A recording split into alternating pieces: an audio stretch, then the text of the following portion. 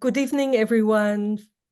Good afternoon, good morning, wherever you are. My name is Tali Nates. I am the director of the Johannesburg Holocaust and Genocide Center and the chair of the South African Holocaust and Genocide Foundation, with our three centers in South Africa, the Cape Town, the Durban, and the Johannesburg Holocaust and Genocide Center. And today we wanted to reflect on April 1994, a month and a year that were critical both for Rwanda and for South Africa. And we want to shed a light 30 years after the events of April 1994 on those two countries through the eyes of reporters that reported in real time, through the eyes of the media, through the eyes of their colleagues that saw in real time the genocide against the Tutsi in Rwanda and South African transition to democracy, both in the same year, the same month, the same continent, only 3,500 kilometers apart. Today, quick flight from Johannesburg to Kigali, 3.5 hours flight. So two countries that face different choices and of course, chose very different paths. The choices and the paths were different already in the 1990s. In the 1990s, after the release of Mandela, South Africa went through transition. A lot of tension, but a lot of discussion, a lot of violence, but also a lot of hope that culminated in April 1994, on the 27th of April 1994, with our first democratic elections and with Nelson Mandela becoming South Africa's first democratically elected president. In Rwanda, also the 1990s were years of transition, but also years of civil war, but also years of negotiations and discussions, but culminated in April 1994 with the genocide that targeted the Tutsi population in the country, and up to possibly between 800,000 to 1 million men, women, and children that were murdered in that genocide. So today's event will focus on the voices of two members of the media and what they saw in the 1990s, what they covered in those very, very tumultuous years, both in Rwanda and South Africa.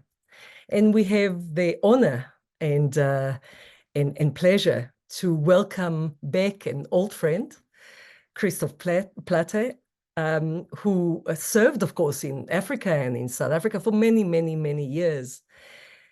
He was born in Germany in the 1960s, and he was born in the shadow of the Second World War and the Holocaust, but then served as a journalist, as a reporter, as a media, positions in different media positions in Africa, including in South Africa and in Rwanda during the genocide of 1994. And now he is serving in the Western Balkans. And just to share a little bit about Christoph and how much we look forward to learn from him, let me share with you a little bit of his impressive bio. Christoph Plate is the director of the media program Southeast Europe at the Konrad Adenauer Stiftung based in Sofia, Bulgaria. He's covering, actually, in his role, 10 countries in this region. But as I said, he's not a stranger to Africa, because from 2017 to 2023, he was the head of the media program for Sub-Saharan Africa, and he was located in Johannesburg, South Africa, very, very close to the Johannesburg Holocaust and Genocide Center, where we worked very closely together. Let me just mention again that in the 1990s, he worked very much in Africa, and he represented many German news agencies, including German news magazine Der Spiegel. He was based in Nairobi at that time, but he covered many wars, including Somalia, Sierra Leone, Liberia, but to our topic today, the genocide in Rwanda from April to July 1994. Christoph, the floor is yours. Thank you very much, Tali, for this very kind introduction, and thank you for having me. Yes, as Tali mentioned, the end of 1993, I was sent to Nairobi in Kenya. The continent was by that time witnessing quite a bit of turmoil, and turmoil was always very interesting for journalists. There was turmoil in Somalia. There was the civil war in South Sudan, but then there was also positive news. The Republic of South Africa was preparing for an event that many of us had thought would not occur for many years, the end of apartheid. I had reported a couple of times from apartheid South Africa, and from the distance in Nairobi, it was interesting for me to see all of a sudden banned faces, previously banned faces and names appearing in South Africa. And I had the feeling, interacting with South African colleagues, that many of them were realizing that now they were becoming part of this world again and not outcasts like they were before. I then spent Christmas in Somalia, which is a very unique place to spend Christmas in a civil war. I was reporting from the US or about the US and UN intervention, and then went to South Sudan. And then April 6th, 1994 happened. The plane of Juvenal Habyarimana was shot down, and I got the marching order, Rwanda man, go. And it is, as you can imagine, difficult to go to a country as a reporter in a war situation, a country where there's a lot of uncertainties, a country that you have not been to before. But I eventually managed, a couple of days after the genocide started, about 6-7 days after the genocide had started, I managed, together with a German colleague, to enter Rwanda, coming from Uganda. And I would like to share a few observations and thoughts and impressions with you in the next 15 minutes or so. There are three things that are important to me out of this 1994 experience that I would like to briefly speak about. Number one is the accuracy with which the genocide was prepared, a relatively short time in a very small territory. Number two is the almost total failure of the whole world, including South Africa, Kenya, Germany, the US, the UN, to act, and only to act when it was all over. And number three is the journalistic challenge and the emotional challenge to come to terms with what you see as a reporter in a situation like the one that we went through in Rwanda. There is one slide which I would like Kuba now to show. It just gives a brief impression for some of you who might know Kigali. This was a view from the embattled Hotel Umambano in Kigali those days. Everybody who knows Kigali these days knows about all these high-rise buildings, but 30 years ago, Kigali was very much like a rural capital, one could say. Some of you might have heard of Radio Mille Collines. It was owned by a man called Félicien Kabuga, and Radio Mille Collines was became infamous because they were reading lists of names in which quarter a particular Tutsi politician, a civil rights activist, or also Hutu opposition politicians would live. And what was particularly shocking was that on this radio station, they were talking about cockroaches when speaking about Tutsi. They were verbally abusing people because of their ethnicity. And this verbally abusing people is not unique to Rwanda, of course. The persecution and extermination of Jews in Germany also came with language, and it started with acid and toxic language. And apartheid South Africa was physically very brutal, but also murderous with language. Kabuga ran, and I'm mentioning Kabuga because he ran a tea plantation in northern Rwanda called Mulindi, which later became the RPF headquarters. And that's why I spent the first 2-3 days during those times of the genocide in Rwanda. That's the same Kabuga who was arrested in Paris 4 years ago after he had been on the run for 25 years. And Kabuga had imported containers and containers of pangas, of machetes, which became the symbol of the genocide. Rwanda is small. One could have had one's ears on the ground as a diplomat and as a media person, even in those weeks before the genocide started, before Habyarimana's plane was shut down. So despite today's talk that I also hear sometimes on German media and international media that the genocide came kind of out of the blue, that uneducated people sitting on the hills or koppies and drinking banana beer and developing anger against their neighbors who had slimmer features and were owning cattle, it was planned.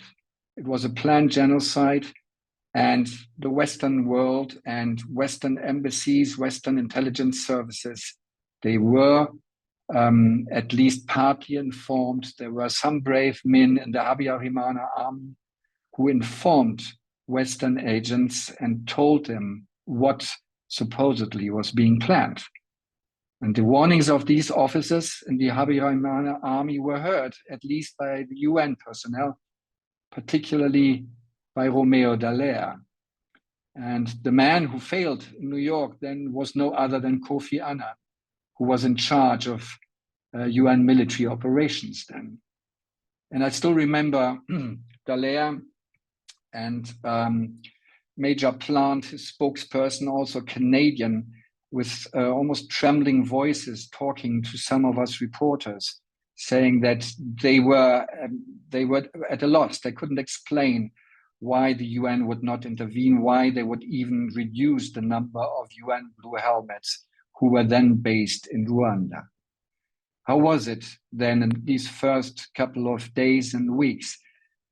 Paul Kagame, the president of Rwanda, who was then leading the RPF military operations against the Habyarimana army, once said that his soldiers and he himself would sometimes come to a massacre site where the bodies were still warm. It happened to me in a church in Kiziguro, a small town not too far from Kigali, which just had been taken by the RPF. And hundreds of Tutsis and others had fled into the red brick building church. And the mayor had let the Interahamwe into this church.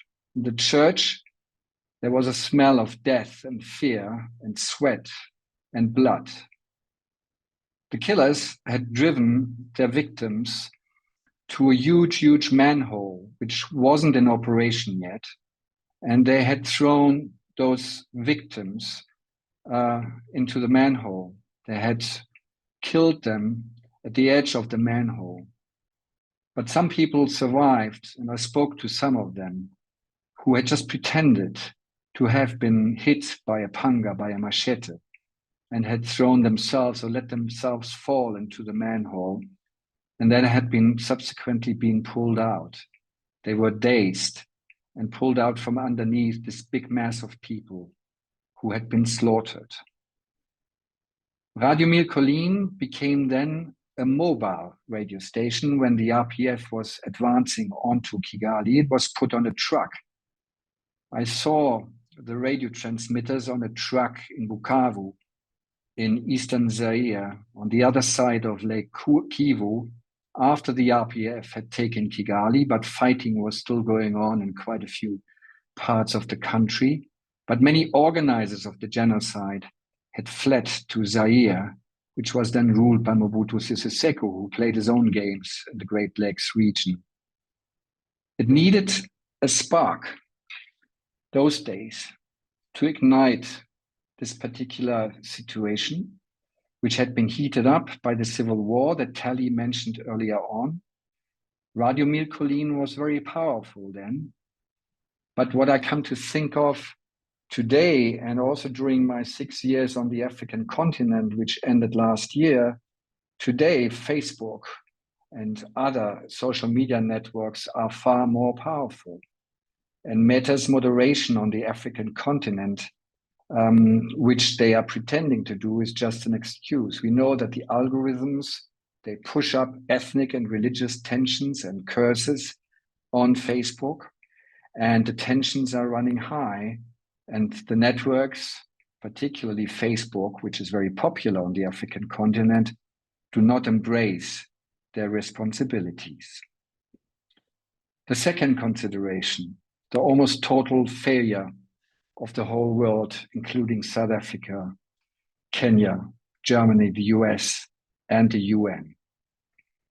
Many of my journalist colleagues who were based in South Africa those days had only recently started venturing into the continent. And venturing into the continent after apartheid had come to an end prior to the democratic elections, it was a shock for many of them, be they foreigners, Germans, Americans, Brits, but also South Africans. For them, getting off a plane in Kinshasa, being mobbed by unpaid government employees from customs, immigration, health ministry, who all wanted a little something, was shocking. But then they were preparing for the supposedly bigger story. And it was a beautiful story. It was the South African elections and the inauguration of Nelson Mandela. This was an uplifting moment. And it was an uplifting moment for many people on the African continent who had a lot of empathy for the struggle against apartheid and helped. This important fact is very often being ignored by too many South Africans today in the xenophobic paranoia that Africa helped. Also for the West, the arrival of Mandela was a relief because the West had long done very good business, had military and other relations with the apartheid regimes. So the Mandela moment was beautiful and it was not to be spoiled. These good news from South Africa were not to be tarnished by the events in Rwanda. That was the credo with many media, also some of the media that I worked for. Christoph, you with your stories about people on the African continent killing each other. And I would say, yes, but this is an organized genocide and it's on a scale that we have never, ever seen before since World War II. But politicians and diplomats reacted similarly. They didn't want to be disturbed because the moment that South Africa was experiencing was just too beautiful. African states were those days following their concept of non-interference. So Daniel Arap Moi, the then ruler of Kenya, he welcomed members of the Habyarimana family and of the Rwandan regime, organizers of the genocide, but he would not interfere. And I must say the Kenyan public and the Kenyan media was also not too interested because they were very, very busy with their multi-partyism. And they were very, very excited about what was happening in South Africa. Western powers had intentionally looked the other side.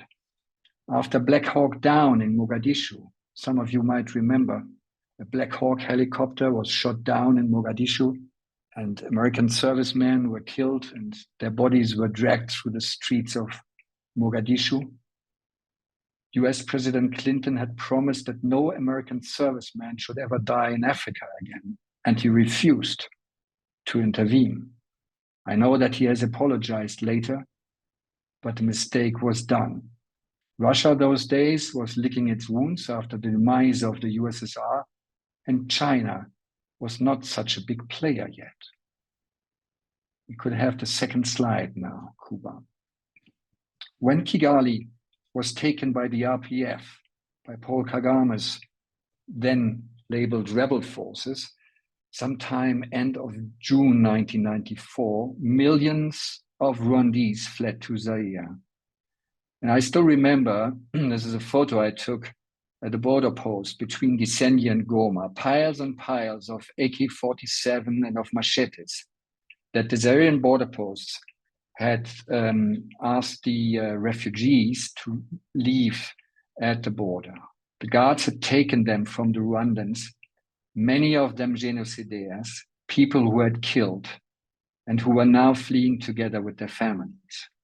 In Goma, on the other side of the border, in the refugee camps, we then saw people rolled up in grass mats by the roadside. People died in their thousands. Cholera was rampant. Kids were dying of dehydration and diarrhea.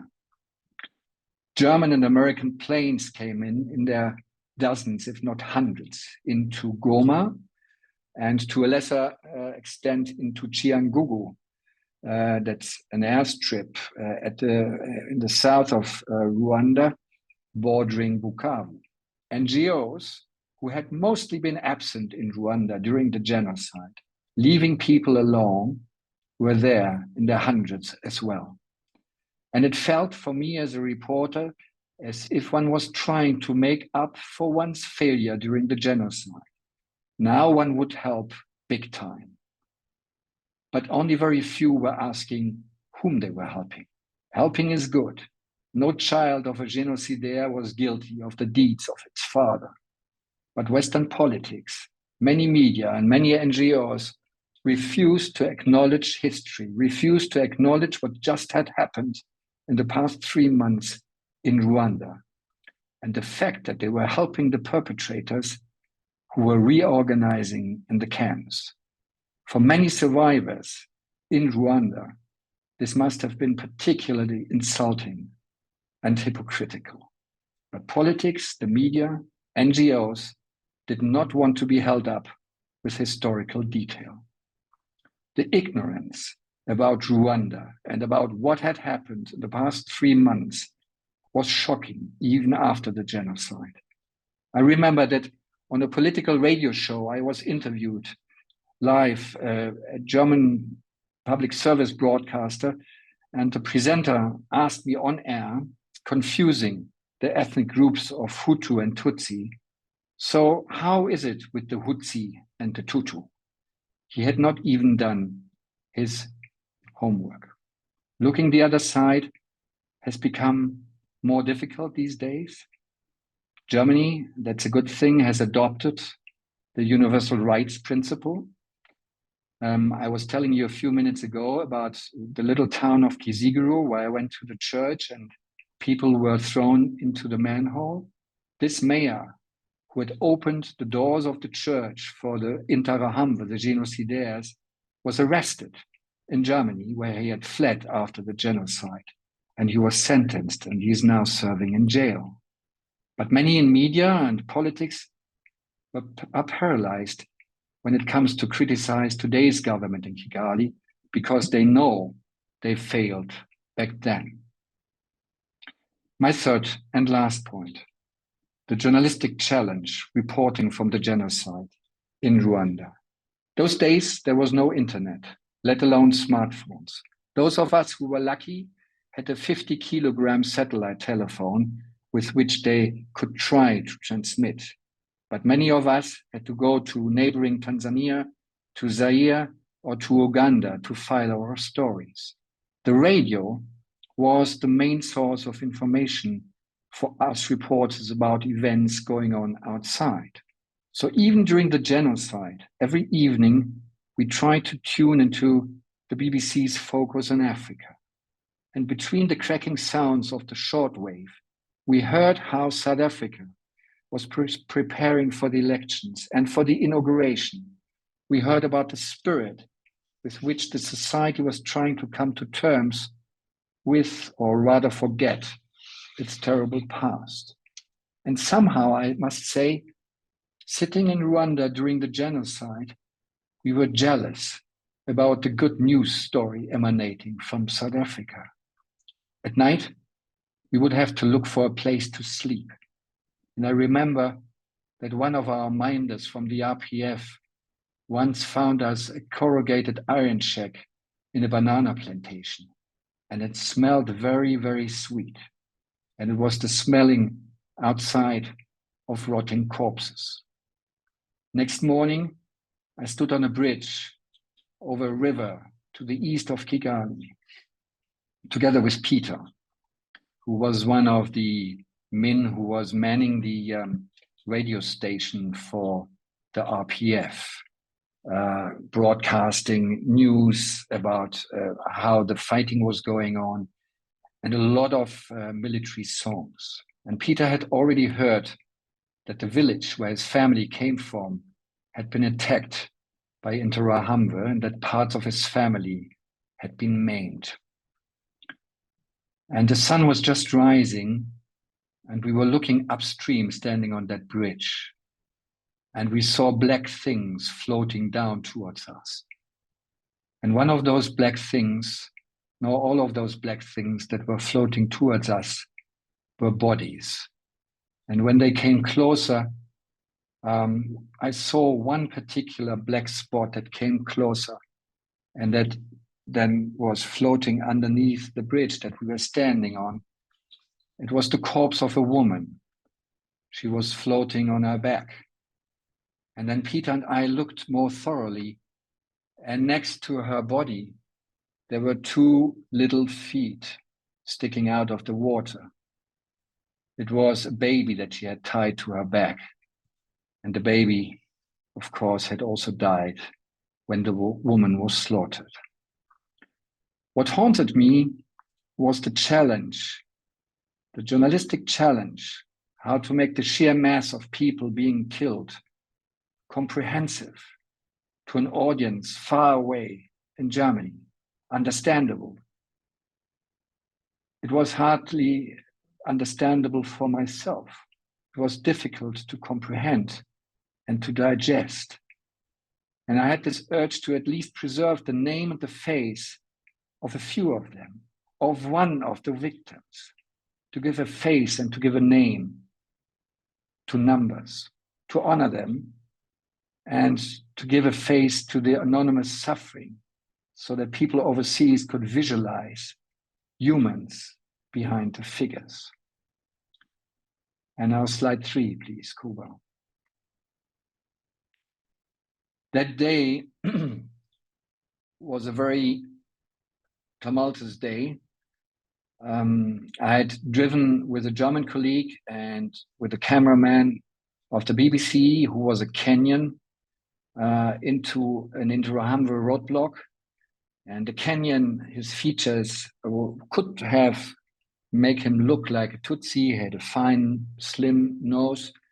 And the Interahamwe stopped us at this roadblock, and they tried to pull this man called Kamau out of the car. And we pulled him into the car until the driver of the car eventually sped off, and the Interahamwe couldn't do much because they were drunk and drugged.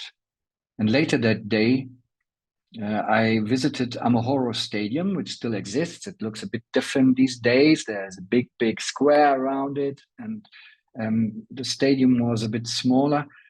It was a stadium where quite a few refugees were hiding. The majority of them were, those days, were Hutu refugees. They were guarded or protected, whichever way, by, I think, by Ghanaian blue helmets.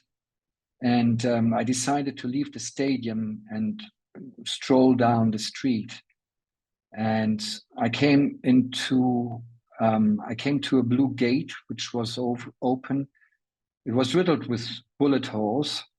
And I entered through the blue gate into this courtyard that you see on this photo. There were clothes. Looting had taken place very obviously. And there were corpses. Dogs had also been there before. And next to a dead woman, I found a bunch of keys. And there was her green ID card, and there were a few photos of her and a young girl in white rubber boots, presumably her daughter. And the next slide, please, Kuba. There was fighting nearby, artillery fighting and gunshots. And it was in this moment that I didn't think much about it, but I took the pictures of this woman and I took the green ID card. Her name is Kariyangwa. She was 20 years old when she was killed. And her child, whom I did not find in the courtyard, was 3 by the time the genocide was taking place. And the ID, which you can see here, identified Kayirangwa as a Tutsi. We later published this document in Der Spiegel to give the victims at least one face and one name, and it was Kayirangwa. And the original ID and the photos remained with me for many years. And I moved around the world with them. They were packed in my archive. And for a very long time, I didn't know what to do with them until I moved to Johannesburg and I met Tali. And I saw the excellent work that is being done in the Johannesburg Holocaust and Genocide Center. And there I found a place for these documents and for the photos in the archive of the Johannesburg Holocaust and Genocide Center. I think it is important to talk about these things and these experiences, about certain experiences that need time until the words are flowing. But it is important for the lessons that people who have a few years of age, like myself, or like William, who will now be speaking about South Africa, for younger ones to ask if you want to comprehend the present. Thank you for your attention. Thank you very much, Christoph, for this extremely moving reflections on your time in Rwanda from the 6th of April until your last visit next to the Amahoro Stadium, finding the photos and document and writing the story of at least one victim of the approximately 1 million that were murdered in those over 3 months. I just returned a week ago from the 30th commemoration, stood next to Amahoro Stadium and actually was reflecting and thinking about you and your time there and your lessons that we will reflect more on later on. But now we move on to the good story, as you called it, and to describe those years of transition, the year of 1994 and the elections and maybe post-elections reflections. In this 30th year of our democratic celebrations here in South Africa, and that is one of the reasons that we are holding a few events in person at the different 3 centers in South Africa, as well as online. We have a wonderful friend, colleague, Professor William Gumede, who is, of course, a good friend, an intellectual, an activist, a writer, an academic, who is involved in covering so much of the history of our country, but was very much involved in the 1990s in covering what was going on for the Soweto newspaper as its deputy editor at the time. And then, of course, was involved in dialogue and reconciliation processes, including in our own TRC, the Truth and Reconciliation Commission. And he will share some of his reflections with us. So a little bit about William. William Gumede is Associate Professor, Public and Development Management and former convener, Political Economy, School of Governance at the University of the Witwatersrand here in Johannesburg. And also he serves as a professor in other universities, amongst them Stellenbosch, but he was in many other global international universities serving in different capacities. He is a multiple #1 best-selling award-winning South African author, including the book on our former president, Thabo Mbeki, and he's the founder and executive chairperson of Democracy Works Foundation and the founder of the Institute for Social Dialogue and independent chairperson of the negotiations to establish a multi-party coalition of opposition parties for the 2024 South African national and provincial elections.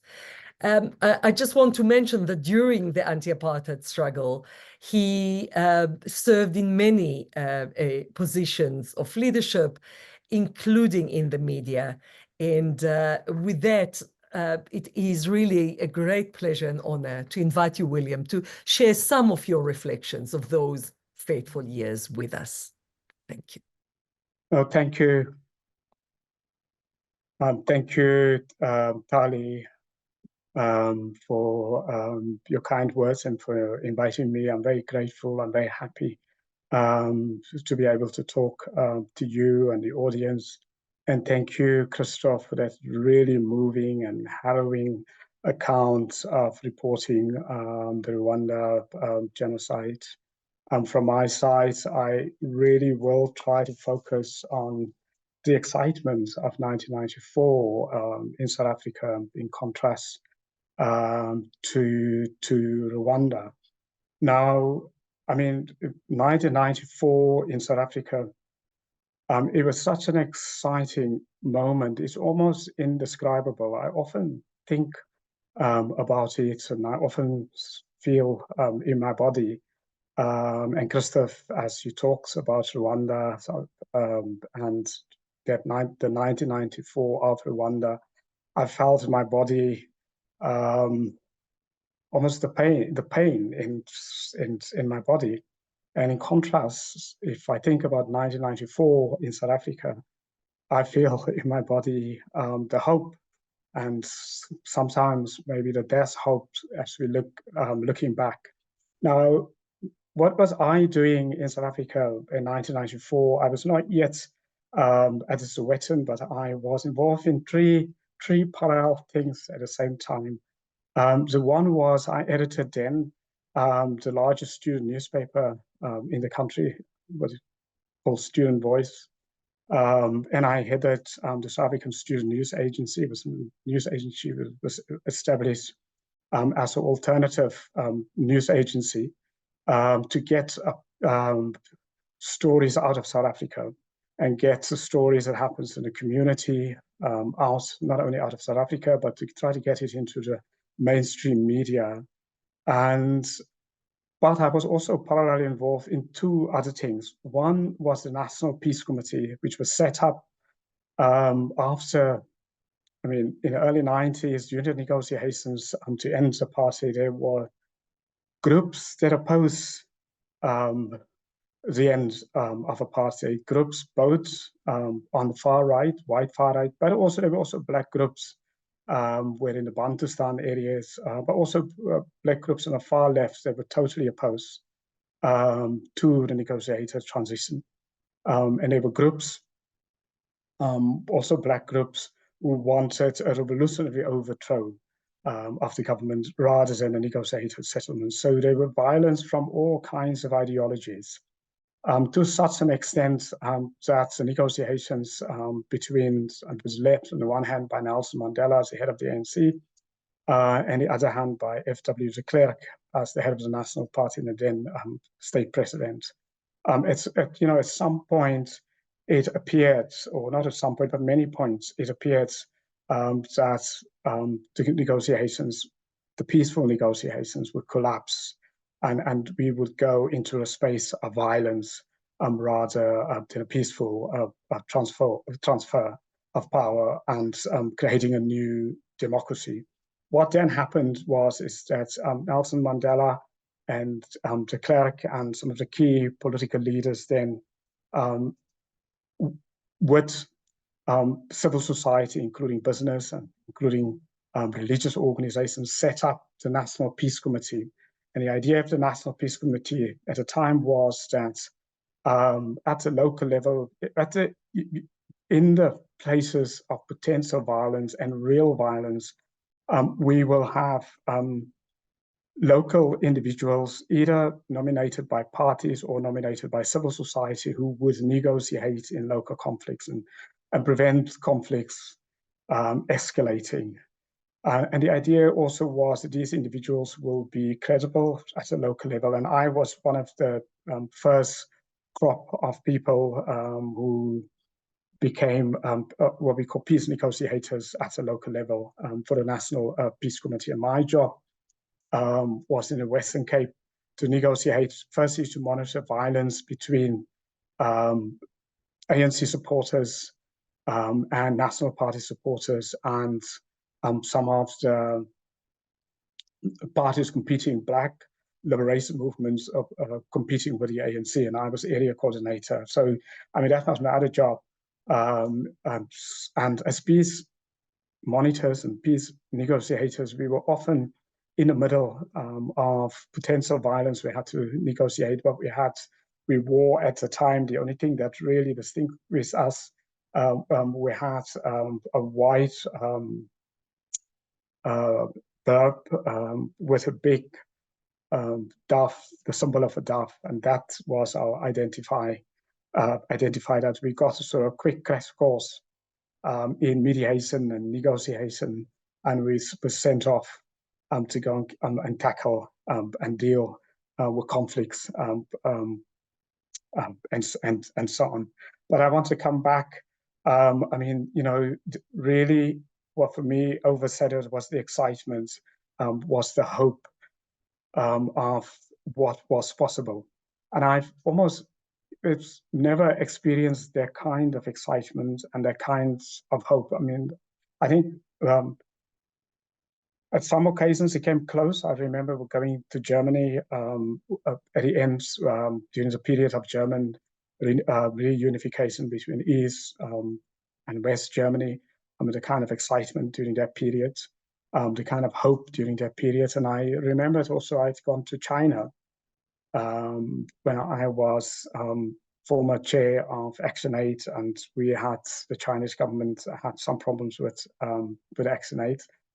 And I remember going to China in the early 2000s, when the country was on a rise, you know, with a sort of economic growth spurt that had gone on for a couple of decades, in a sense of hope among individuals that I spoke to during my travels across China.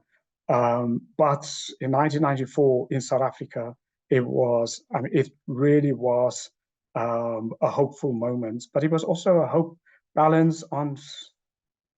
delicately balanced on an uncertainty on, you know, the hope on the one hand, but also the potential of violence and collapse and failure. So it was a strange hope. So a hope that behind the hope was also just fear and uncertainty lurking and wanted to, so to speak, to rear its head. And for me, the key thing about that 1994, 27 April, the country's first all-race democratic election was, I mean, the idea that for the first time, Black South Africans could vote. Freedom, the idea of freedom, the idea of being able to determine one's fate, one's political fate. I mean, on the day itself, I had left very early in the morning. We were, as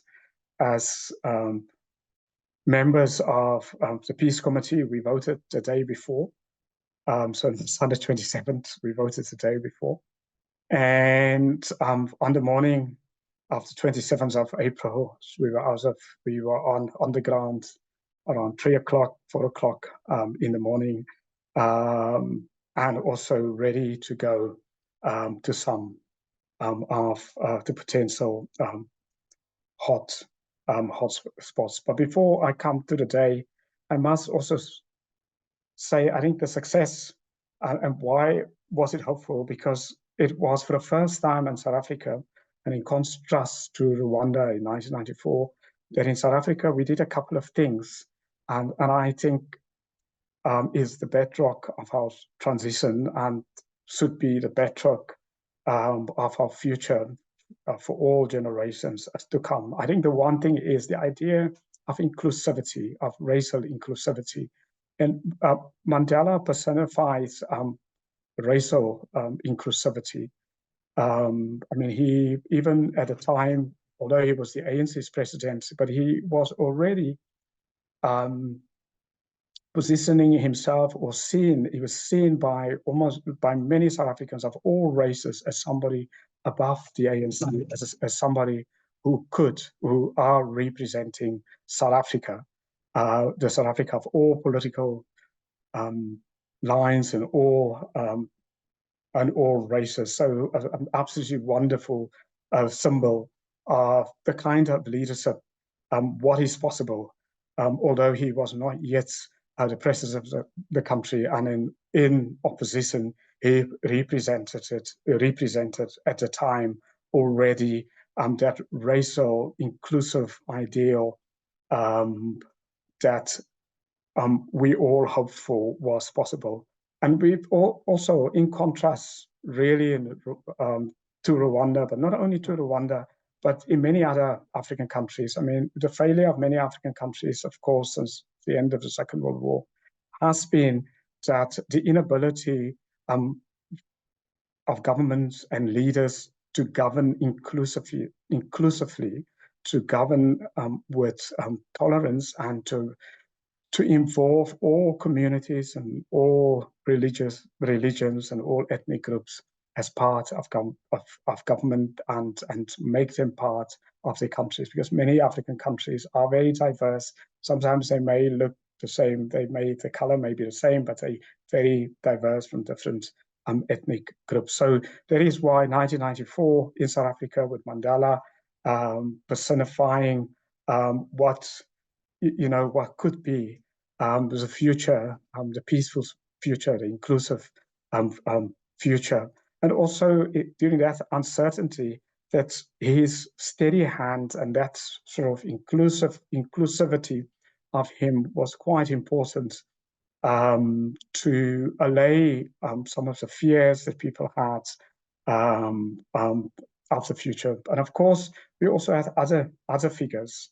I mean, the 1994 generation of politicians on all sides, including the clerk, people in the National Party.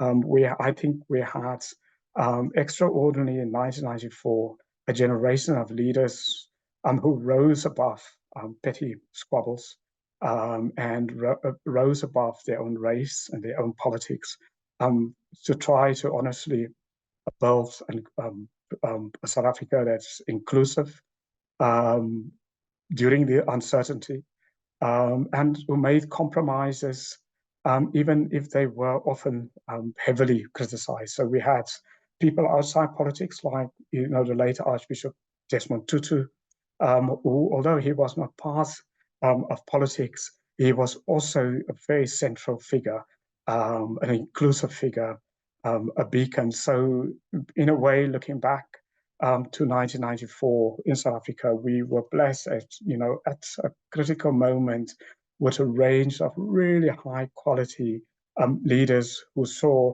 beyond, and who not only saw beyond their own narrow constituencies, and looked at a bigger South Africa, a more inclusive South Africa.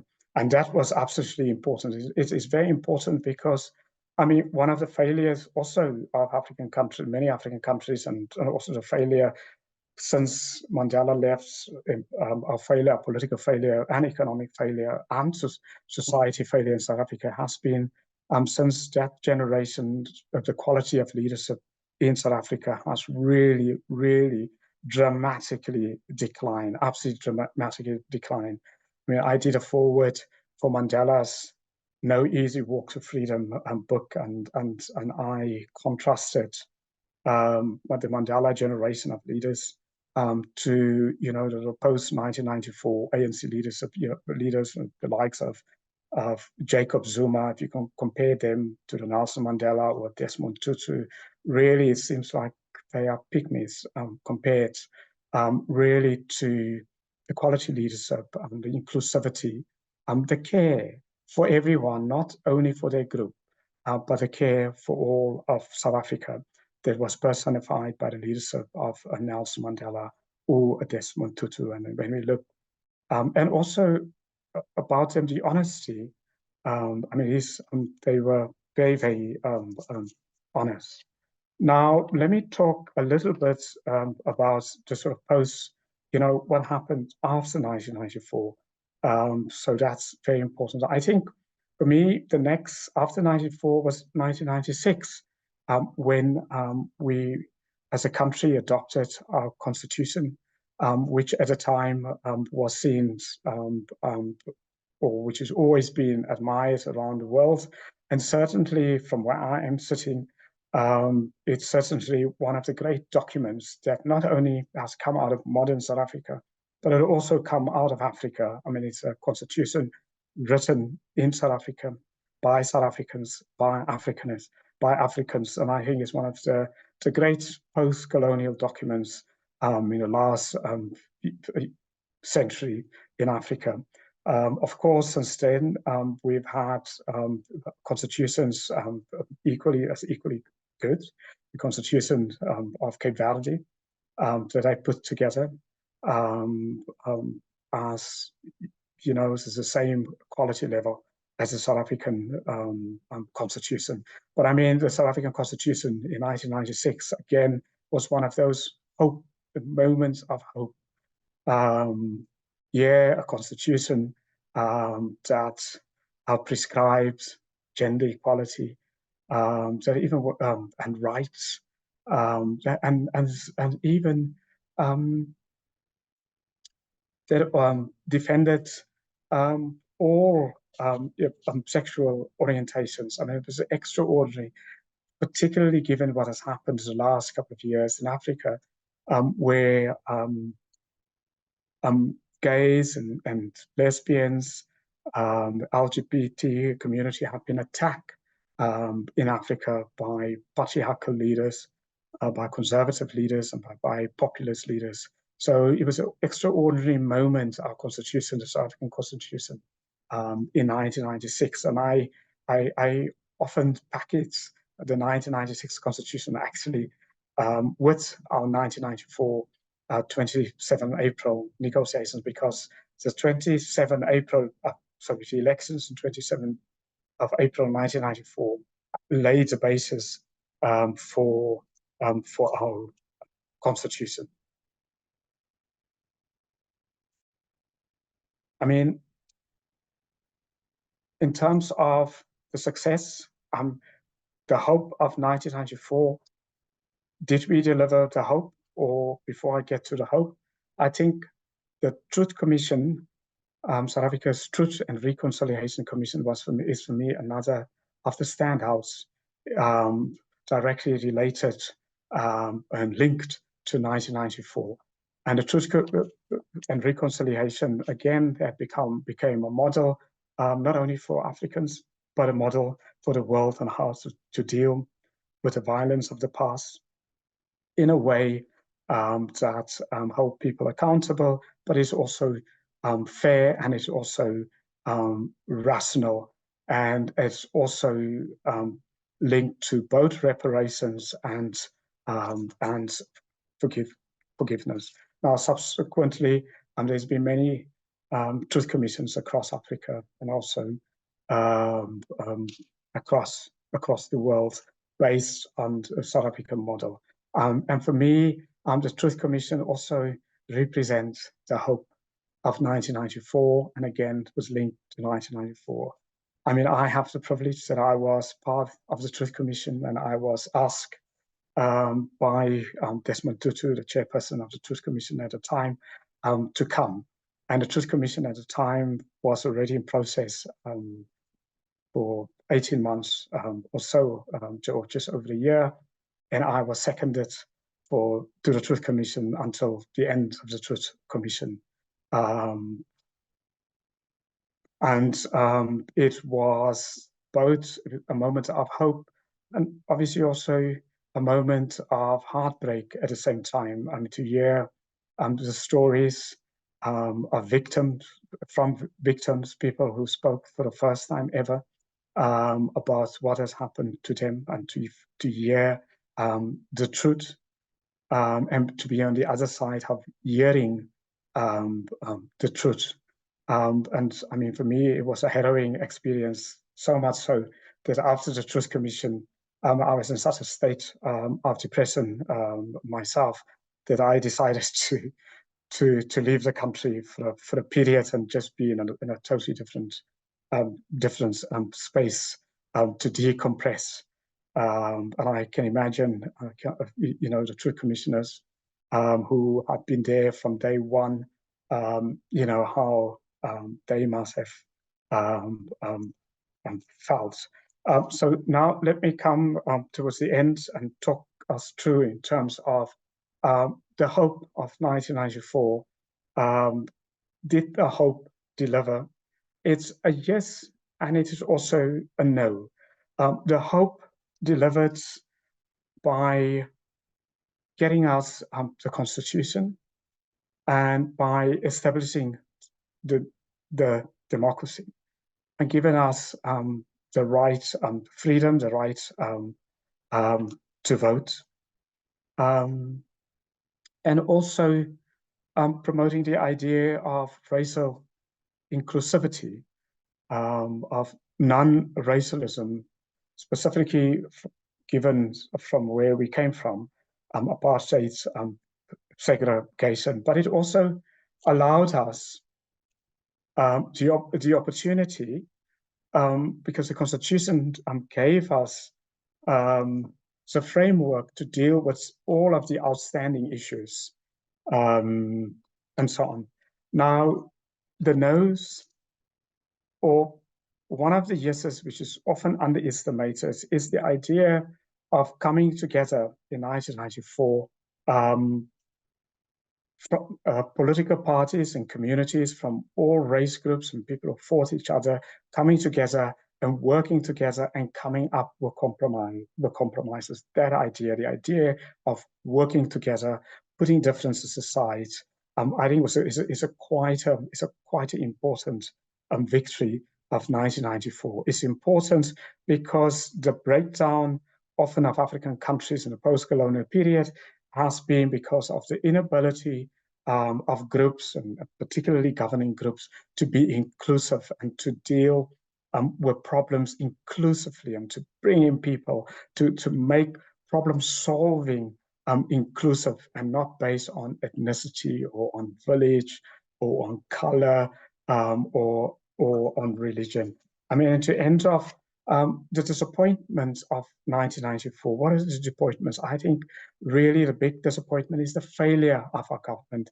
And sadly, often people attribute the failure of government to the failure of our democracy and to the failure of our constitution, whereas the failure of government is the failure of the governing party. Secondly, I think we've digressed in terms of inclusivity, because government has failed in many places, and people have often become more tribalized.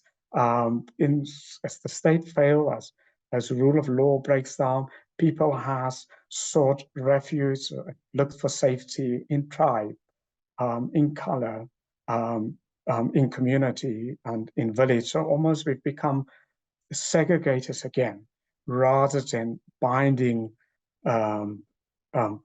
together. What we've also seen at some point, sort of at the midpoint of our democracy, we've seen many of our civil society demobilize. But I mean, the exciting thing is there's been a recovery in our civil society, and civil society has remained, as during the apartheid era, in holding the state accountable and educating citizens. And the media was very important during the anti-apartheid era. And has continued to be very important to hold governments account in a post-1994 period. But I think one of the disappointments now is that many of our independent media organizations are now collapsing, either because of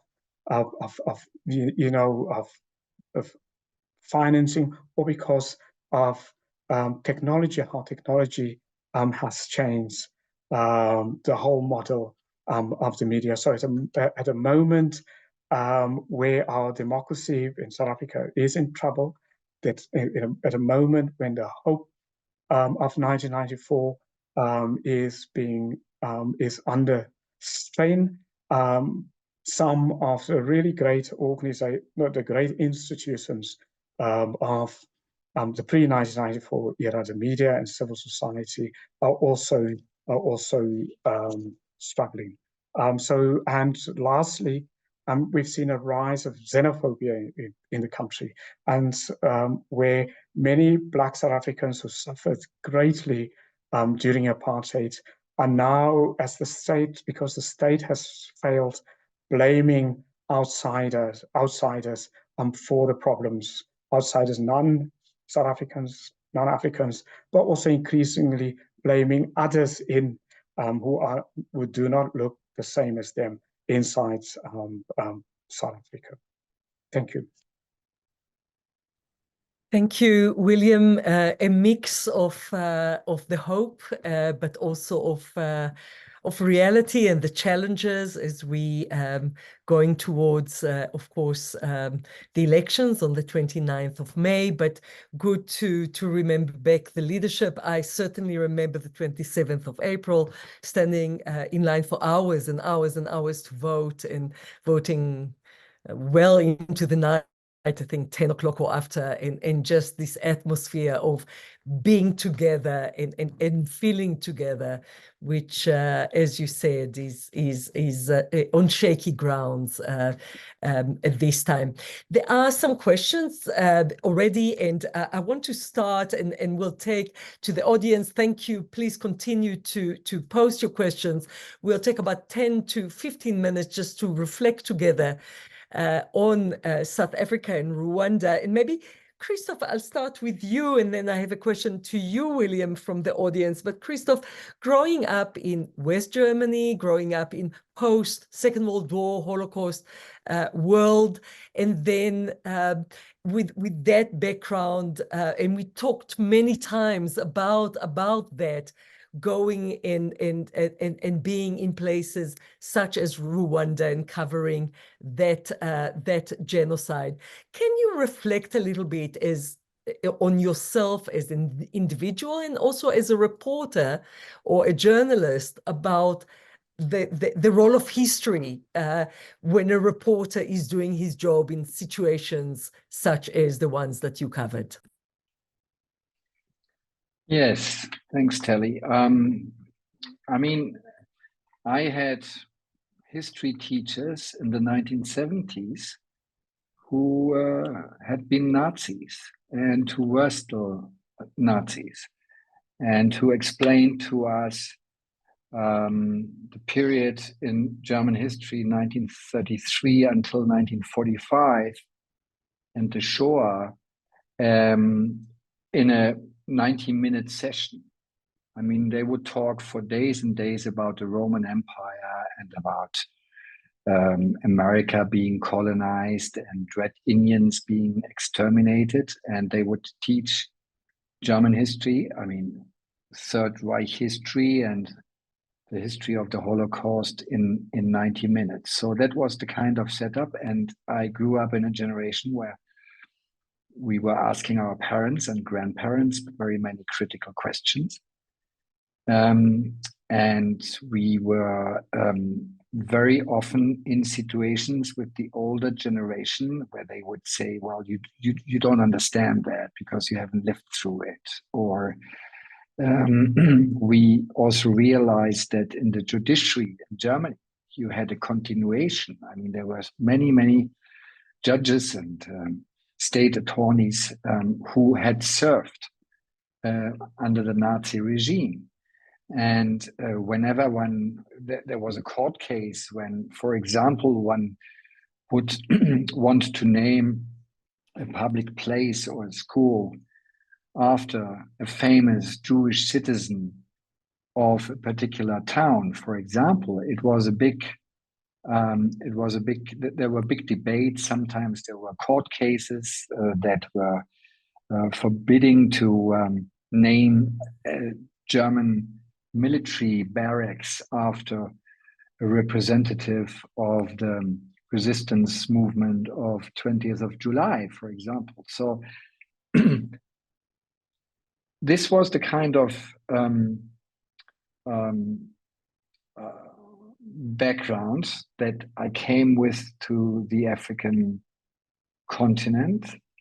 I had studied a lot about British and French and Portuguese and Belgian colonialism at university, not so much about German colonialism because there wasn't lectured much, which would have helped me to understand the history of Hutu and Tutsi in Rwanda a lot better, because it was, after all, the Germans who introduced the dividend emperor and who drove the wedge between the two ethnic groups that are related, by the way.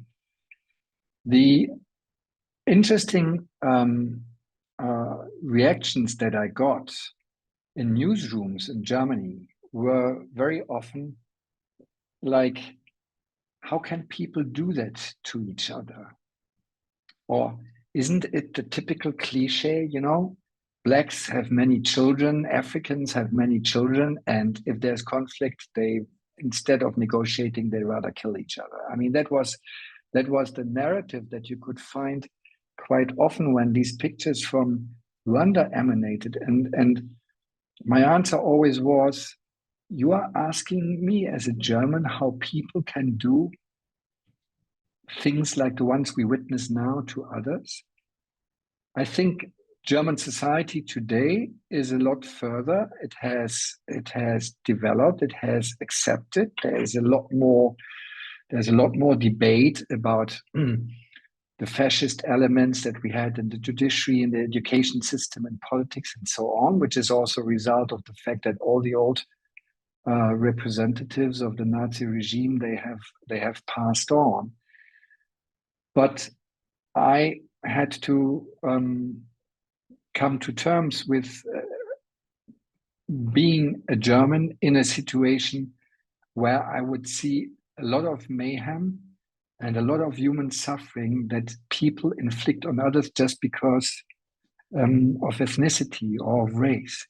And I found that very difficult to digest and to come to terms with. Thank you. Thank you for this very reflective and honest answer.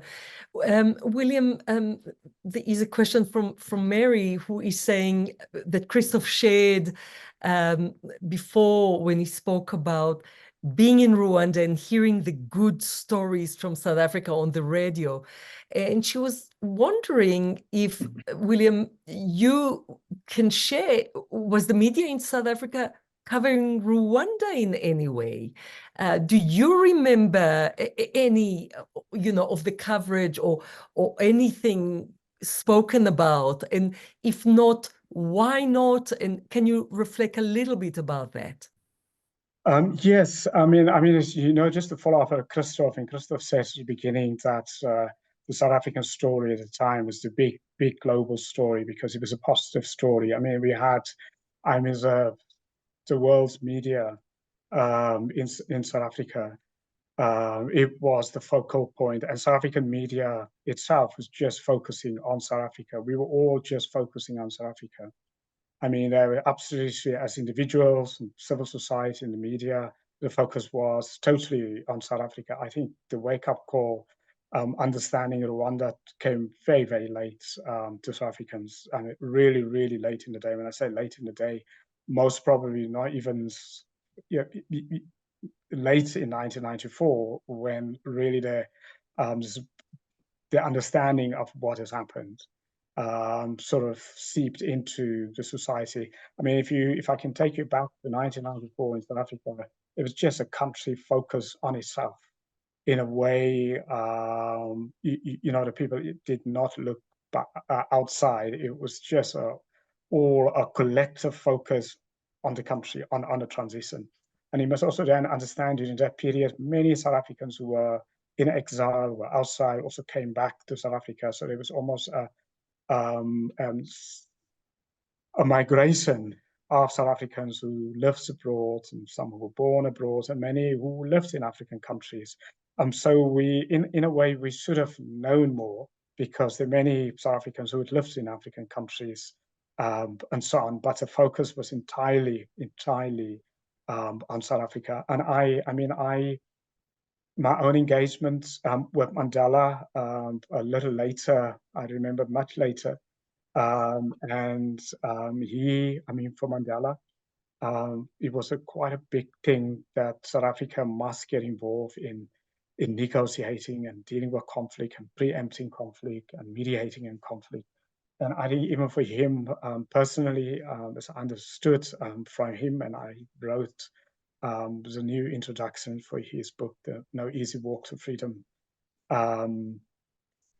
that the Rwanda was one of the things that, from his point of view at the time, that he had wished there could be more focus from the ANC side, and from the South African government side at the time, but the focus was very much on South Africa.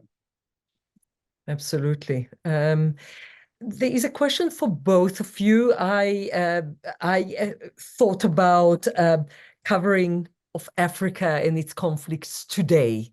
Where are we? Are we in the same type of reporting when it comes to conflicts from Ethiopia to Sudan to DRC to all the conflicts that we are witnessing in the last years and more?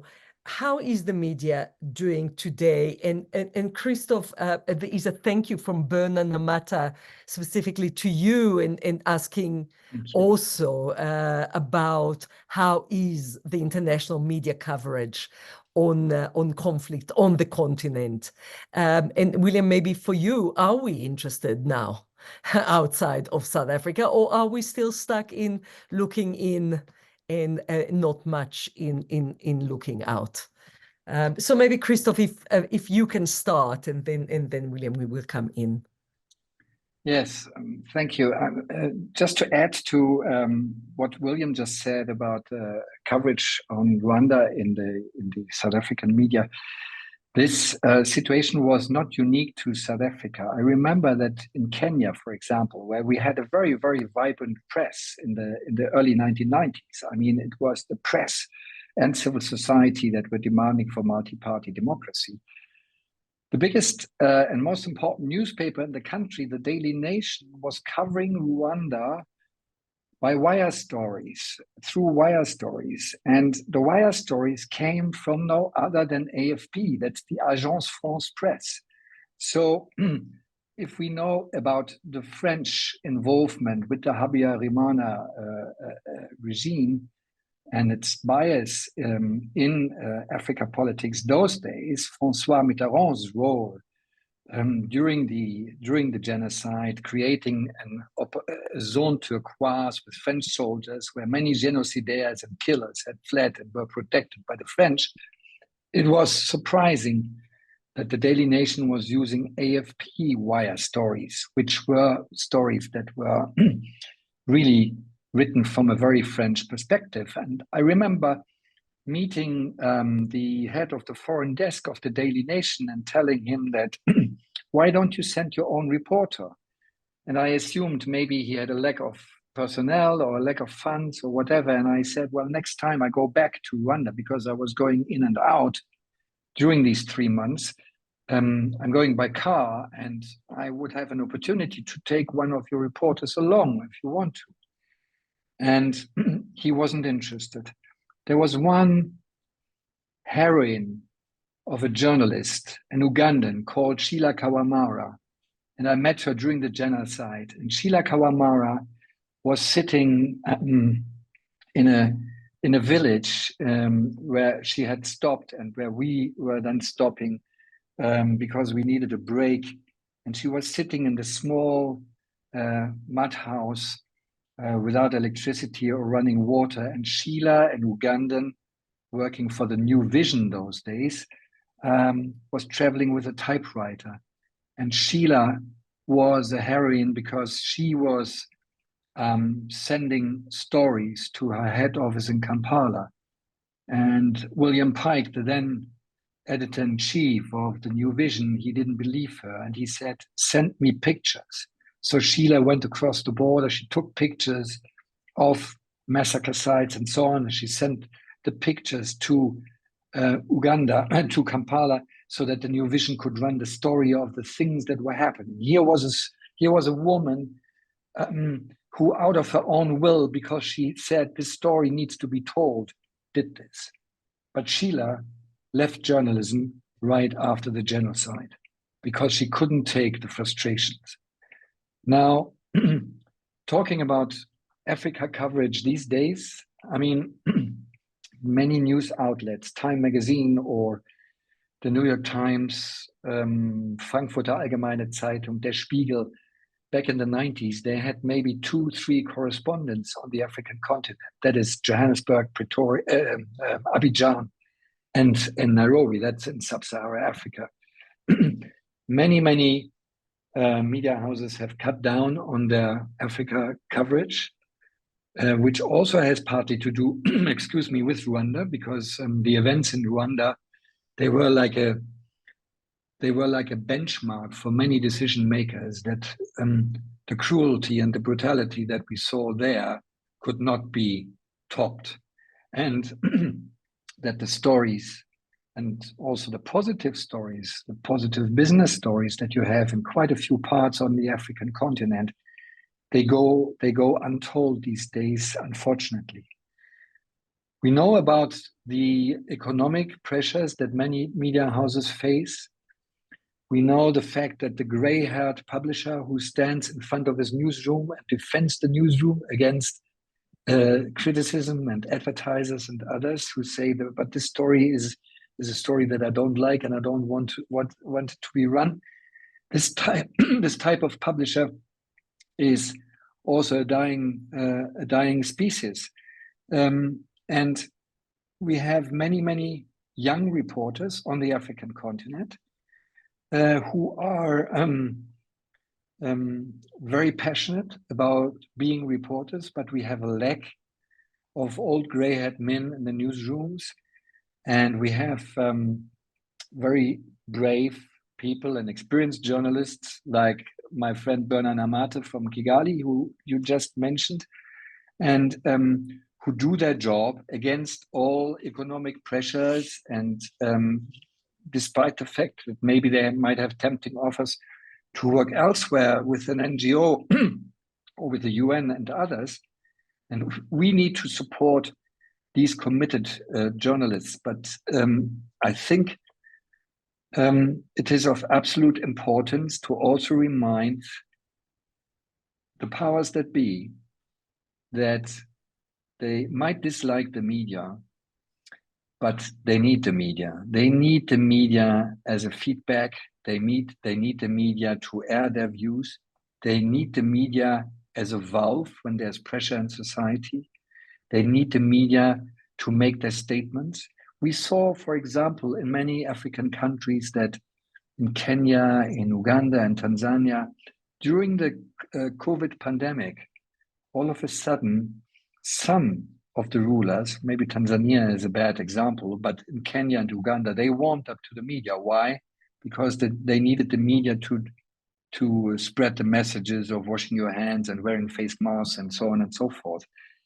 We need to remind the powers that be that media is of utmost importance in a society, and that media needs to survive, because any society will be poorer without media, and particularly also African societies. Thank you, William.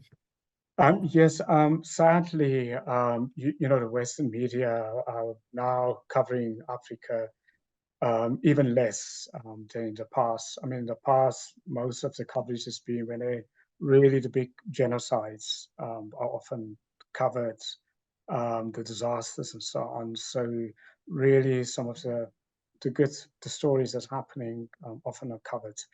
And the reality also, at this moment, a lot of the coverage are either, you know, the Russia-Ukraine war, or focusing on Gaza, the Gaza conflict, and very much less the African context. I mean, I was privileged again in the 90s, in the early 90s, just after 1994, to be part of what I thought was sort of a mini media revolution across the continent.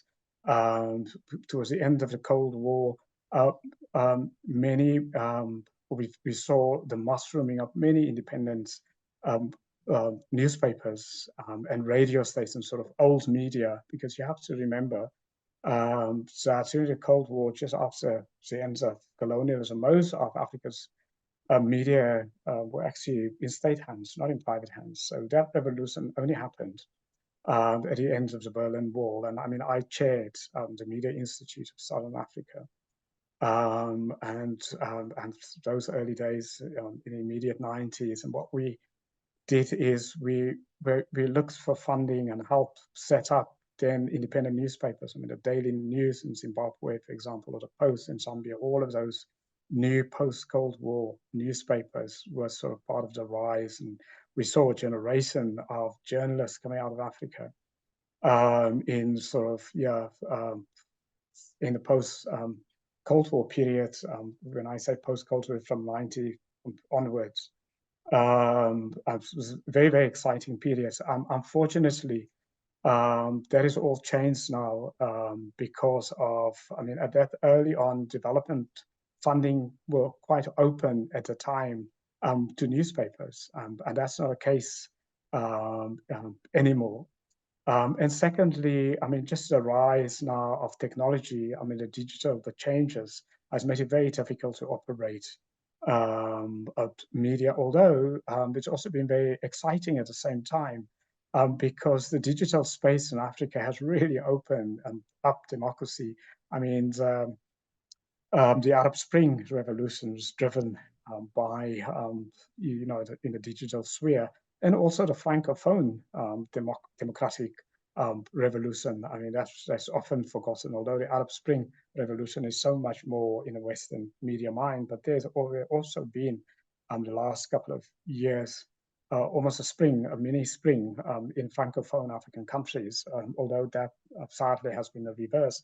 But that has been online, online basis. And we've seen it also now during COVID, how, the younger media people online, on social media, I mean, how they brought stories of repression onto the public sphere to the extent that a lot of our politics in Africa now are being influenced by the online media. And not only that, a lot of our mainstream newspapers in Africa actually take their cue from the online side. But for me, I mean, the end of year on this one is just the dangers that we've seen because of the crisis in African media, independent media, the crisis of funding. We've seen a rise of Chinese media in Africa. We've seen a rise of Russian media in Africa because Western media has moved out of the continent and there's not enough funding available for independent media in Africa. And I think that's a problem that we really have to tackle presently and into the future. Thank you very much. Sadly, we ran out of time. There was also a very good question about the role of media on social media and the fact that many of the younger people don't read the media. They get their news from social media, but we do not have time to do that this time. But hopefully we will meet again and be able to discuss these very, very important questions, because you really opened the door, both Christoph Plate and William Gumede, to many issues around the media and its role and importance in the topics that we talk about, which is awareness on issues of mass atrocities, genocide, human rights, and democracy.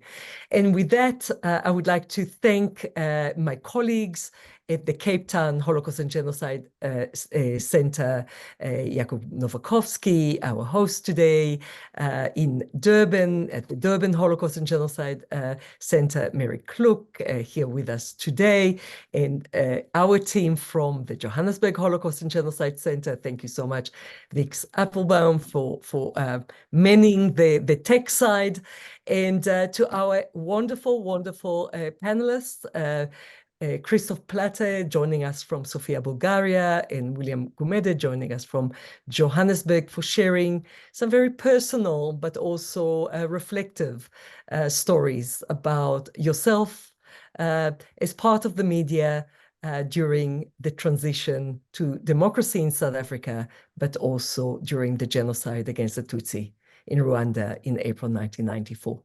And with that, I wish everyone good night or good day. Thank you so much for joining us in today's webinar. Thank you. Bye-bye.